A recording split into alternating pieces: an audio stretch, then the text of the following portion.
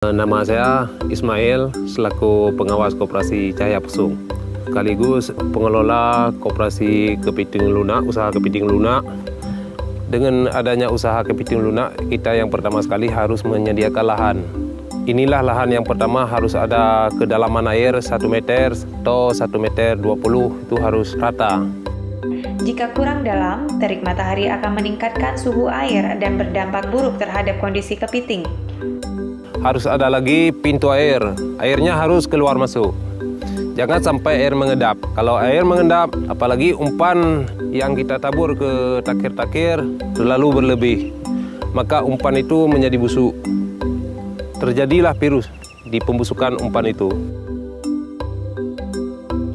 Lahan yang digunakan untuk budidaya kepiting soka tidak boleh dijadikan tempat memelihara udang, karena udang lebih mudah terjangkit penyakit. Selain itu, penyakit yang menjangkiti udang sama dengan penyakit yang dapat menjangkiti kepiting. Ikan jenis lain dapat hidup berdampingan dengan budidaya kepiting soka. Itu takir. Takir adalah wadah pemeliharaan kepiting soka. Pada dasarnya bahan takir tidak baku, yang penting wadah harus mengapung di lahan tambak. Koperasi Cahaya Pesung memilih menggunakan takir yang merupakan kombinasi dari bambu 2 jenis jaring dan tali. Bagian bawah takir dibuat dari jaring rapat yang diikat dengan tali hingga menyatu dengan kerangka takir. Jaring bagian bawah harus rapat sebagai penahan pakan agar tidak jatuh ke dasar tambak. Selain itu, kerapatan jaring berfungsi untuk menghindari perebutan makanan antara kepiting yang dipelihara dalam takir dengan kepiting liar di luar takir. Bagian atas takir ditutup dengan jaring yang lebih jarang, 2 x 2 inci per jaring madang. Setelah dijalin dengan tali, bagian atas petakan jaring harus dipotong 3-4 petak untuk mempermudah proses memasukkan, mengeluarkan, dan memberi pakan kepiting. Bagian jaring yang dipotong diikat kembali dengan tali agar kepiting tidak keluar dari bilik takir. Gunakan simpul tali sepatu agar mudah dibuka. Bilik takir berfungsi sebagai ruang isolasi bagi kepiting lunak yang sedang berganti cakang.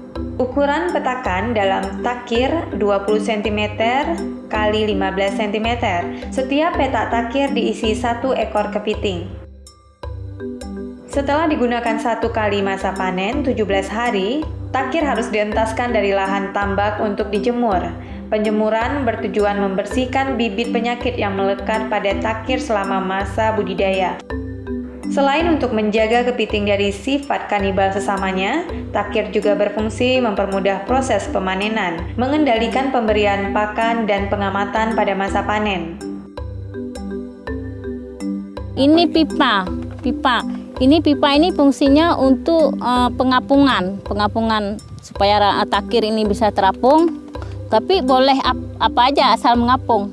Misalnya kita nggak pasang pipa, asal boleh botol aqua, tapi ini praktis dan tahan lama. Setelah takir siap, proses budidaya kepiting soka dilanjutkan dengan penebaran benih. Sebelum disebarkan, benih kepiting harus menjalani proses seleksi terlebih dahulu. Kepiting yang dibudidayakan sebagai kepiting soka harus berkelamin jantan atau banci. Jadi cara pembedaannya, kalau kepiting jantan alat kelaminnya lebih kecil dan runcing, dan kepiting betina alat kelaminnya atau tempat pembiakannya besar. Kepiting betina sulit mengganti cangkang karena memiliki sel telur yang menghambat penggantian cangkang. Setelah diberi dari penampung, kepiting disiram perlahan dengan air dari tambak tempat pemeliharaan. Tujuannya agar kepiting menyesuaikan diri dengan lingkungan baru. Sebelum dimasukkan ke dalam takir, 3 pasang kaki kepiting yang berfungsi sebagai kaki jalan dilepaskan. Pertama diproses dulu pemindahan kaki. Ya, kaki yang ini 3 harus dilepasin. Kalau kaki renang, ini nama kaki renang, dan capit untuk buat kaki buat makan ini tidak dilepasin. Proses pelepasan 3 pasang kaki jalan bertujuan untuk meminimalisasi gerak kepiting agar proses pergantian cangkang berlangsung lebih cepat. Setelah pelepasan kaki jalan, kepiting langsung dimasukkan ke dalam bilik takir. Kepiting yang akan dijadikan kepiting soka berbobot 100 gram. Dan setelah pergantian kulit, dari ukuran 100 gram bisa menjadi 120 atau 130 gram berat badannya.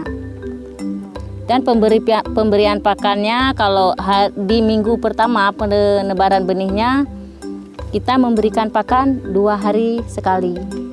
Terus minggu kedua 3 hari sekali. Minggu ketiga 4 hari sekali dan sampai 5 hari sekali. Ya. Karena kalau mau mendekati panen, dia kalau terlalu kenyang nanti proses pergantian kulitnya susah karena dia terlalu berat bobot badannya. Ya. Pakan kepiting bisa dari bahan-bahan limbah pasar daging, limbah pasar ikan, kulit sapi, kulit kerbau, dan lain-lain.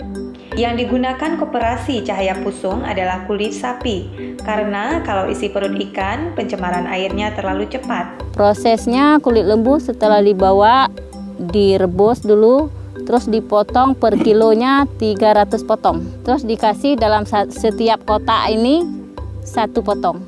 Sisa yang tidak habis dari kepiting boleh dikasih ke kepiting lain. Panen dilakukan setelah 17-29 hari setelah penebaran kepiting di dalam takir. Pemanenan kepiting soka dilakukan 3 kali dalam 24 jam, masing-masing pada pukul 6, pukul 13, dan pukul 23. Pemanenan dilakukan dengan melihat ke dalam bilik takir. Jika dalam takir terlihat seperti sudah ada 2 ekor kepiting, berarti sudah bisa dipanen. Saat panennya sudah ada kepiting 2 di dalam, seperti sudah ada 2 kepiting, ya kan? Padahal kalau kita lihat sebenarnya yang satu cangkangnya atau kulit lamanya yang sudah diganti, ini kulit lamanya, ya. Terus yang satunya lagi kepitingnya ya, yang sudah pergantian kulit, dia sudah menjadi lunak, ya, seperti ini. Dan kaki yang telah dilepas tadi dia semuanya sudah utuh kembali. Iya. Setelah panen, pengambilan dari tempat pemeliharaannya setelah kepiting itu menjadi lunak dan kita masukkan ke dalam air tawar. Kenapa dimasukkan ke dalam air tawar? Supaya dia tidak berubah lagi menjadi keras lagi. Kalau terus menerus di air asin, dia akan keras lagi. Dan masa proses pengerasan itu 4 jam. 4 jam kalau sudah dia pergantian kulit, nggak kita ambil atau nggak kita panen, dia akan berubah menjadi keras lagi. Itu sebabnya pemanenan kepiting soka dilakukan 3-4 kali sehari. Setelah dicuci dengan air tawar, kepiting diangin-anginkan hingga kering. Setelah itu, kepiting dibekukan di dalam freezer. Setelah membeku, kepiting dikemas dalam box styrofoam. Kepiting soka siap dipasarkan.